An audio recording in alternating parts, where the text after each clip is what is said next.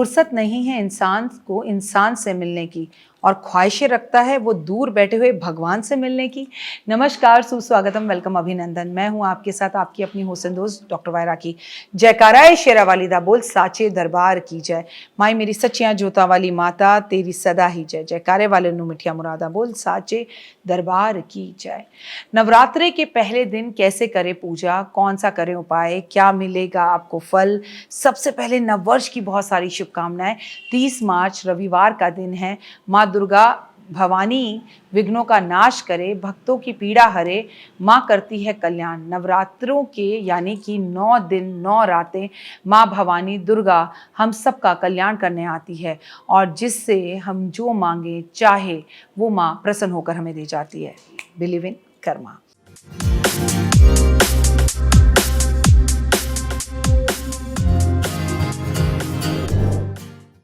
लेकिन सोचिए, जब हमारी जन्म देने वाली माँ हमें इतना प्यार करती है तो पूरी जगत की जननी हमें कितना प्यार करती होगी। और बस हमें उनके आने का इंतज़ार रहना चाहिए। ये 9 दिन माँ धरती पर रहती है। भक्ति भाव से माँ की पूजा करें, दौड़ दौड़ कर पूजा करें, एक अलग सी ऊर्जा आप महसूस करेंगे। एक बात बताऊं आपसे, बस इस नवरात्रे में कसम आपको माता की भक्ति और आराधना छोड़ना मत, अपनी पूरी ताकत झोंक देना, क्योंकि 2025 चैत्र नवरात्रि फिर कभी नहीं आएगी।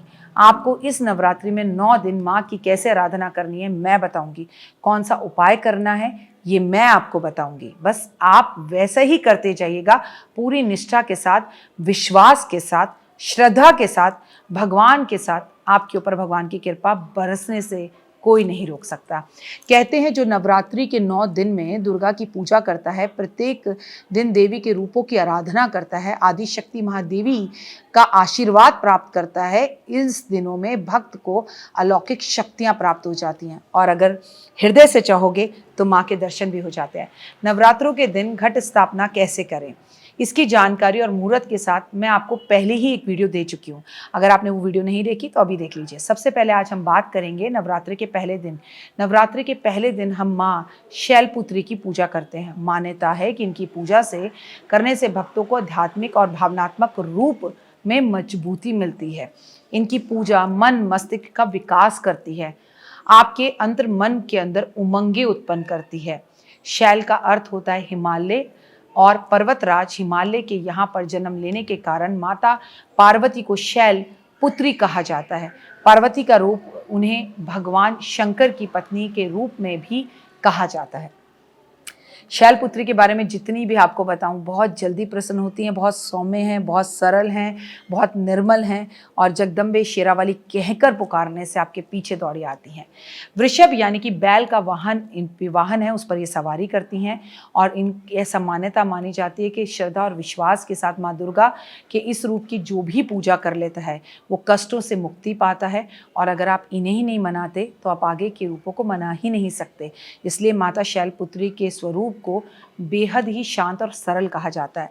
माँ के दाएं हाथ में त्रिशूल और बाएं हाथ में कमल धारण किया हुआ है। ये नंदी नामक बैल पर सवार हैं और संपूर्ण हिमालय पर विराजमान करती हैं। हिमालय उनका घर है।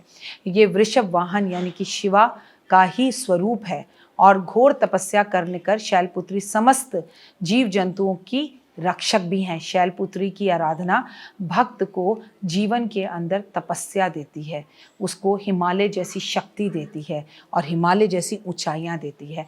माँ अपने भक्तों को हमेशा मनोकामना पूर्ण करती है। मूलाधार चक्र को जागृत करने में सहायता माँ शैलपुत्री ही देती है।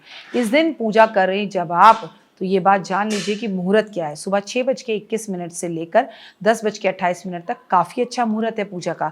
लेकिन क्योंकि साल का पहला दिन है, नवरात्रि का पहला दिन है, विक्रम संवत 2082 का पहला दिन है, इसलिए भैया हम तो 4 बजे पूजा करेंगे। ब्रह्म पूजा ही होती है। लेकिन अगर आप किसी भी रीज़न से, ऑफिस की वजह से, नाइट ड्यूटी की वजह से लेट हो जाते हैं तो दूसरा मुहूर्त है 12:07 से 12:56 तक। इस दिन ब्रह्म मुहूर्त में उठकर स्नान करें, साफ कपड़े धारण करें, एक चौकी रखकर गंगा जल से उसे साफ करें, उसके ऊपर लाल कपड़ा बिछाकर माँ की तस्वीर या मूर्ति स्थापित करें और माँ को श्रृंगार करवाएं। इसके बाद पूरा परिवार साथ में विधि विधान के साथ कलश स्थापना करें, घट स्थापना करें, माँ शैलपुत्री का ध्यान करें, जाप करें, व्रत का संकल्प करें और माँ दुर्गा की पहली शक्ति माता शैलपुत्री की पूजा बहुत अच्छे से करें। खुद कर सकते हैं खुद करें, ब्राह्मण को बुलाकर करा सकते हैं तो ब्राह्मण को बुलाकर करें। इनकी पूजा से सभी नदियाँ, तीर्थ और दसों दिशाओं का आपको फल मिलता है। इसके बाद माता को कुमकुम लगाएं, सफ़ेद पीले लाल फूल माता को अर्पित करें, माता के सामने धूप दीप जलाएं और कहते हैं ना, सुंदर दीप घी भरकर करूं मैं आज तैयार, ज्ञान उजाला माँ करो मेटो मोह अंधकार, चंद्र सूर्य की रोशनी चमके चमन अखंड, सब में व्यापक तेज है ज्वाला का प्रचंड, ज्वाला जगजननी मेरी रक्षा करो हमेशा, दूर करो माँ अंबिके मेरे सभी कलेशा, श्रद्धा और विश्वास से तेरी जोत जलाऊं, तेरा ही है आसरा तेरे ही गुण गाऊं। इसके बाद माता शैलपुत्री की आरती करें, माँ दुर्गा सप्तशती का पाठ करें और अगर आप पाठ पूरा नहीं कर सकते तो कवच, अगला स्रोत और सिद्ध कुंजिका स्रोत का पाठ जरूर करें, दुर्गा चालीसा का पाठ जरूर करें। इसके बाद पूरा परिवार जयकारे माँ के लगाए, ढोलक बजाए और शाम तक निराहार रहें। फल फूल, आप फल ले सकते हैं, आप ड्राई फ्रूट्स ले सकते हैं, आप दूध दही ले सकते हैं। माता शैलपुत्री का नाम का उच्चारण पूरा दिन करते रहें, ओम ह्रीं क्लीं चामुंडाय विच्चा, ओम शैलपुत्री देवी नमः का जाप करें।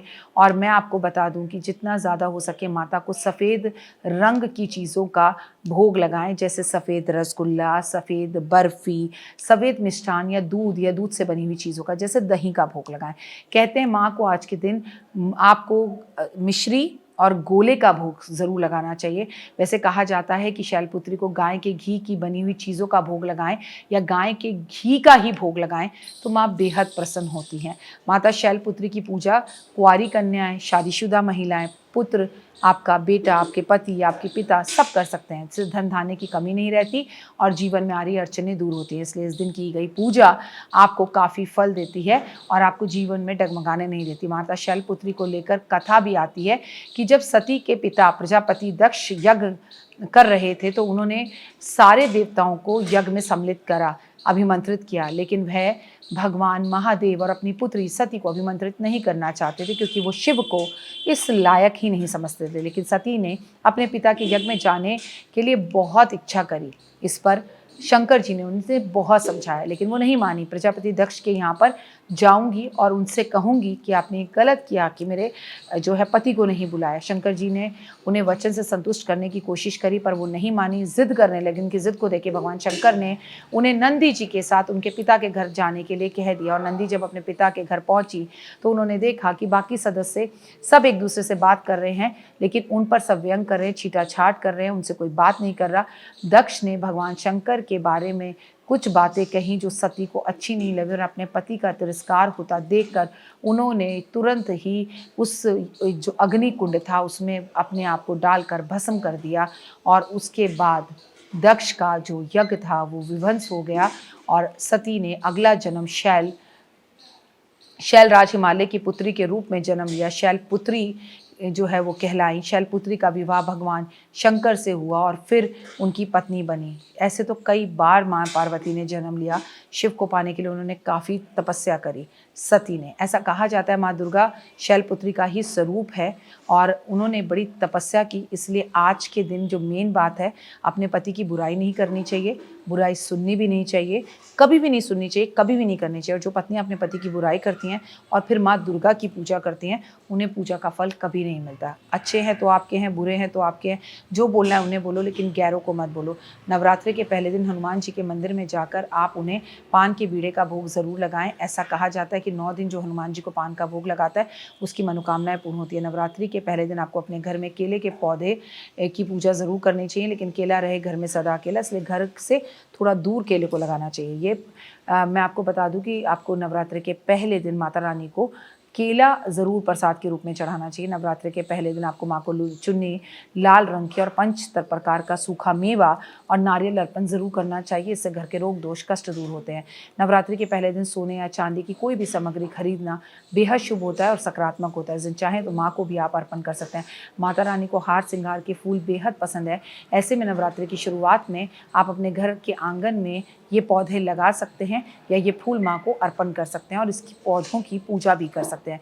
नवरात्रि के पहले दिन शुरुआत में सुबह शाम माँ के सामने गाय के घी का दिया ज़रूर जलाएं और उसमें 4 लौंग ज़रूर डालें। देवी माँ को 9 दिन तक लगातार 7 इलायची मिश्री का भोग लगाना बहुत उत्तम होता है। और आप अगर ये 9 दिन करते हैं तो इससे आपकी आर्थिक स्थिति अच्छी होती है। मखाने के साथ देवी की मखानों की माला बनाकर माँ को आज के दिन अर्पण ज़रूर करना चाहिए और संभवतः हो सके तो ब्राह्मण को 1 किलो घी का आज के दिन दान करना चाहिए। आज नीले रंग की बोतल में मनी प्लांट लगाना चाहिए और उसे थोड़ी देर माँ के मंदिर में रख कर आकर इसे अपने घर में या ऑफिस में लगाना चाहिए। नवरात्रि के पहले दिन आपको लाल गुड़हल का या कमल का फूल माँ को अर्पण ज़रूर करना चाहिए। ऐसा करने से माता रानी आपको नकारात्मक शक्तियों को दूर करके सकारात्मक शक्ति देती है। ओम देवी शैलपुत्री नमः का जाप 21 बार ज़रूर करना चाहिए। हो सके तो हवन करें, माँ को पतासे का भोग ज़रूर लगाएं और माँ की आरती ज़रूर करें। माँ के हाथों में खप्पर और खड़क है और त्रिशूल देखकर बड़े बड़े काल भी डर कर भाग जाते हैं। अगर आपके दुश्मन बहुत तंग कर रहे हैं और कोर्ट कचहरी के केस हैं तो माँ को आज एक त्रिशूल अर्पण ज़रूर करें। बाकी की वीडियोस मैं आपके साथ आगे शेयर करूंगी, लेकिन जय माता दी ज़रूर लिखें और कमेंट्स में जय माता दी के साथ साथ लाइक, सब्सक्राइब और शेयर ज़रूर करें। ओए होए, जय माता दी।